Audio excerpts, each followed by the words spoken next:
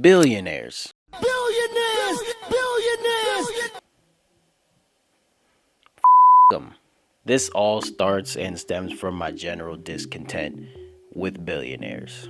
More recently, billionaires that I thought were at least decent people, man. That one hurts, I'm not even gonna lie to you. And a common thought I'll usually have after thinking negatively about billionaires, fuck them, is if I had $1 billion, if they gave me a billy, we'd all be good. We wouldn't want for nothing, I'm telling you. I would end world hunger. I would pay off millions of dollars in college debt. I'd have programs for underprivileged people out the ass. Hundreds of them. We'd be good, I'm telling you. But it's never really that simple, is it? Would I actually do all that I just said if I had $1 billion? As much as I think right now, I would. Would the money corrupt me, or would the ways in which I had to obtain the money be the thing that corrupted me? What if you gave a good person $1 billion though? And by that, am I insinuating that you have to be a bad person to want and to become a billionaire? Kinda. I just asked you a lot of questions. Let's try to answer some of them. Let's at least talk about it. See, the thing about a billion is we throw that number around a lot and we think we understand it, but we don't. And I mean, we all know the stat and the fun fact of a billion seconds is 31 years. And, it's a fun fact. Woo, that was really cool. But what do you mean a billion seconds is 31 years? What do you mean a billion seconds is 30? What? What? And just because we hear it all the time doesn't make it any less crazy. 30 Corridor Crew, which is one of my favorite YouTube channels on the platform. I love those guys out there so much. I've binged so much of their content. I wish I was as cool as them when it came to all the film and visual effects that they do. They have two great videos on the scale of a billion in terms of just like the number and conceptually, and then about wealth. And I really think you should watch those videos when you finish this one, because they talk about it way better than I ever could. And they use a lot of visual effects and cool things, and they're cool people. You should watch it. Now, watching these and knowing what I know about living and existing in a capitalistic society, I just don't see it, man. I don't see how one can obtain $1 billion ethically. I don't see how you acquire wealth of those proportions without having some evil doings and some nasty diabolical shit happening in the background. Now, I don't want to sound like a billionaire apologist, because I'm not. I literally just said fuck them a couple of minutes ago. But if you live under the American empire, there's like a 99% chance that you have also engaged in some evil doings and some nefarious business activities just by proxy of buying and selling and consuming things in this country. And it's just an unfortunate thing about living in a place like this.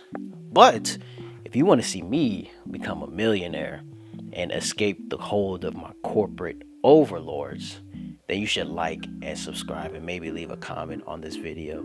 And we can do a real-time, long-term experiment to see if me becoming a millionaire turns me into a shitbag. But first, we have to do that. So go ahead and do all those nice things if you feel so inclined. And with all that being said, I can't help but to think, what type of person does it take to even want to achieve this wealth?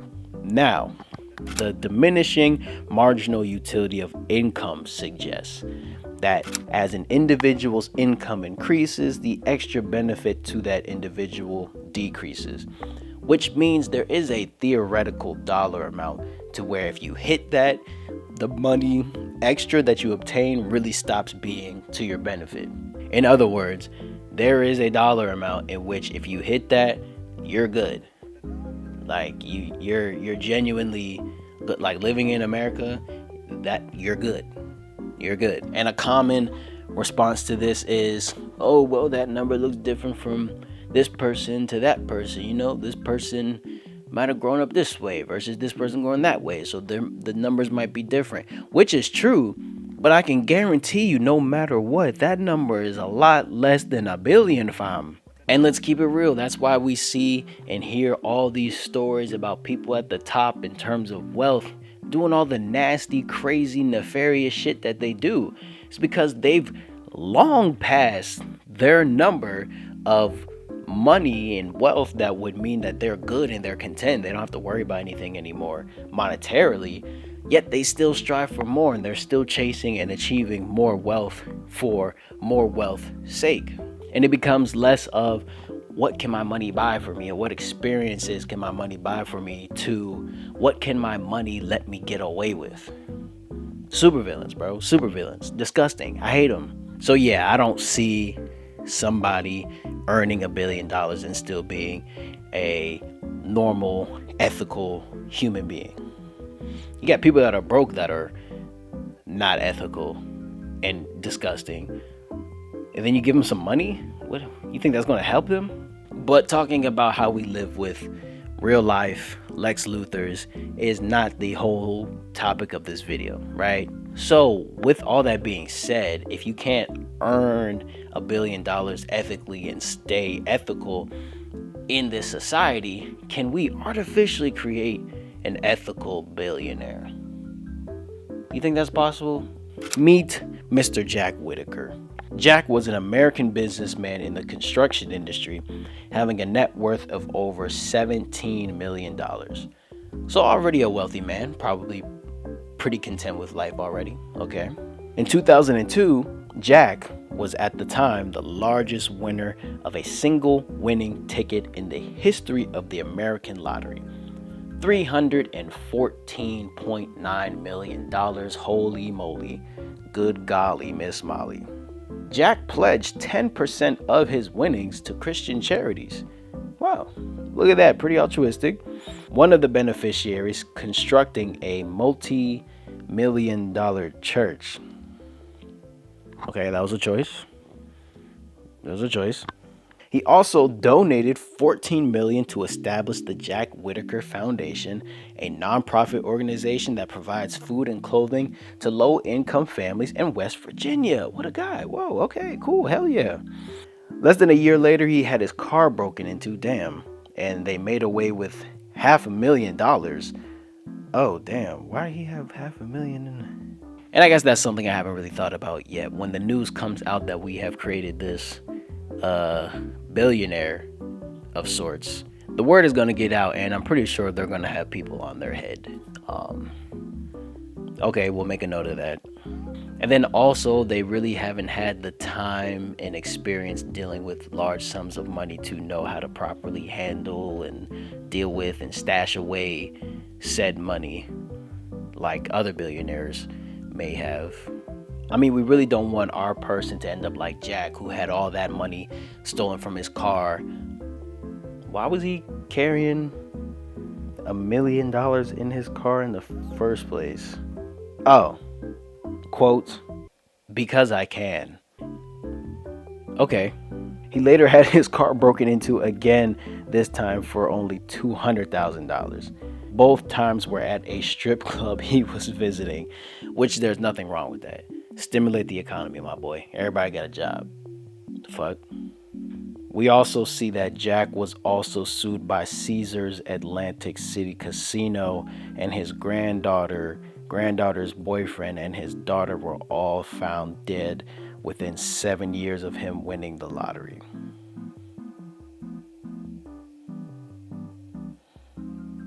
I'm not saying our billionaire is going to end up like Jack, or that Jack was an upstanding citizen to begin with. But you hear about people winning the lottery all the time and it ruining their lives all the time. And would we not just be like the lottery, gifting this random person $1 billion and hoping they'll do some good with it? And this is an optimist talking. I am very much an optimist, but there is a big risk in giving a lump sum of cash to anybody. I mean, look at our boy Batman, and now he decided to, fight this war on crime in Gotham, using his wealth to beat the brakes off of petty criminals, and to his credit, demigods, gods, and actual genuine just evil people.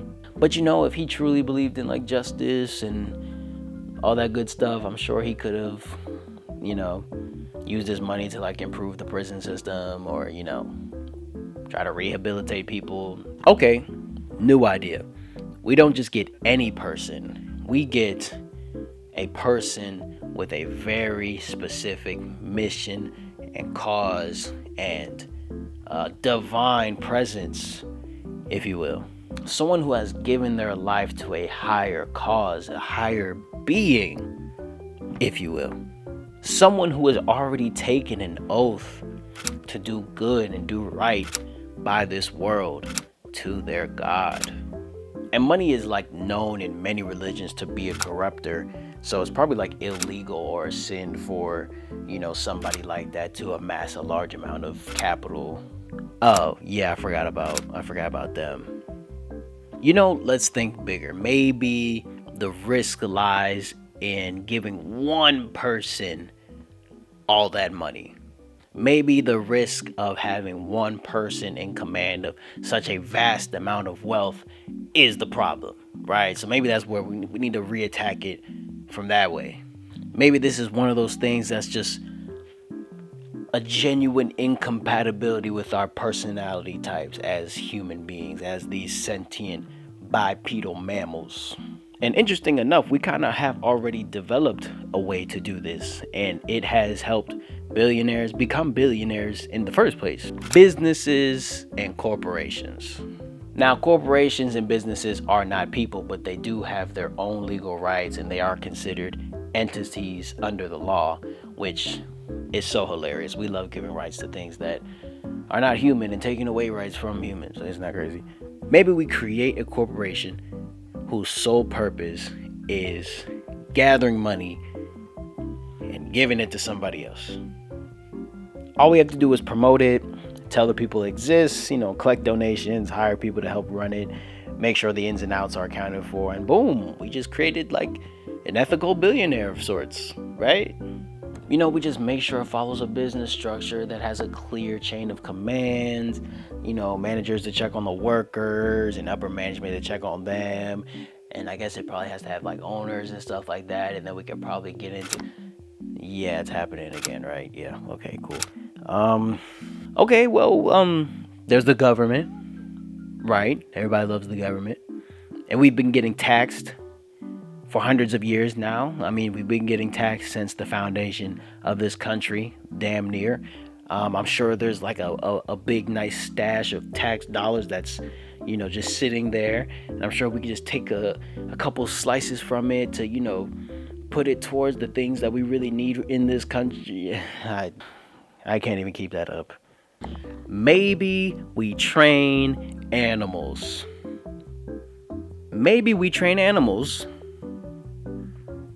And we just get a whole new perspective on how money works. We just start from the beginning. We find some intelligent animals. And why monkeys? No, why would you pick monkeys for that?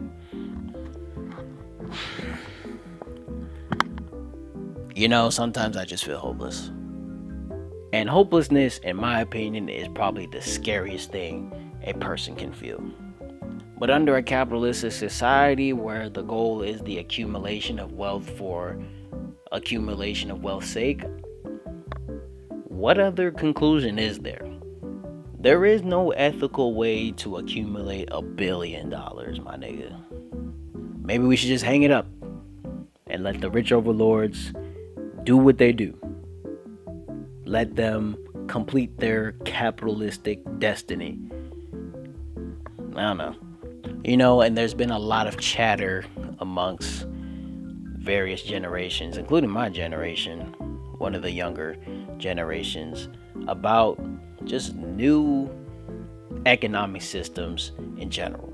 The thought of an economic system where means of production are owned by the public and resources are distributed through planning, aiming to reduce inequalities in wealth and power sounds super appealing to the large amount of the population. And I am a part of that. I think what brings the most good to the majority of people is the right thing to do.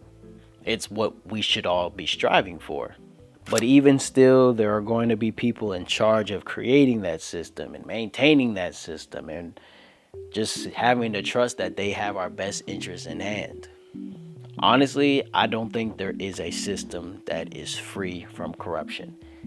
And I'm not saying that to be a Debbie Downer, but there's always got to be ways and systems in place in these systems to hold people that are supposed to be looking out for us accountable.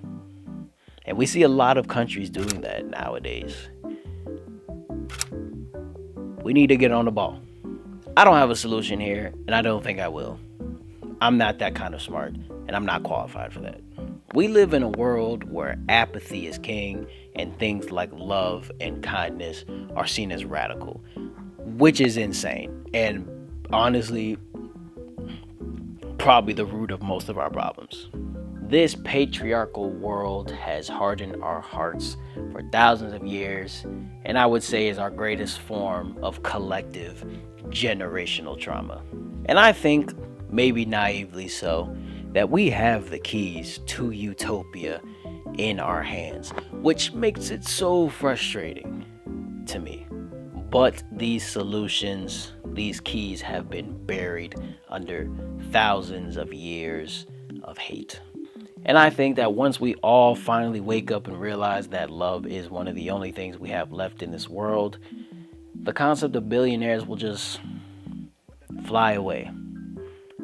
It would be incomprehensible, much like how a billion is incomprehensible most of the time. So until then, I will be starting a GoFundMe page. Help your boy get to a billy. Let's make Nick Golden the first ethical billionaire. Y'all can trust me. I promise you that. I put that on Paris. So, like, comment, subscribe, donate. Let me pay for your food. Let me end world hunger. I got you. I got you. And as always, if you feel so inclined, I do invite you to like and subscribe. But either way, I do hope you stay. Catch another video or two, and I'll catch you later.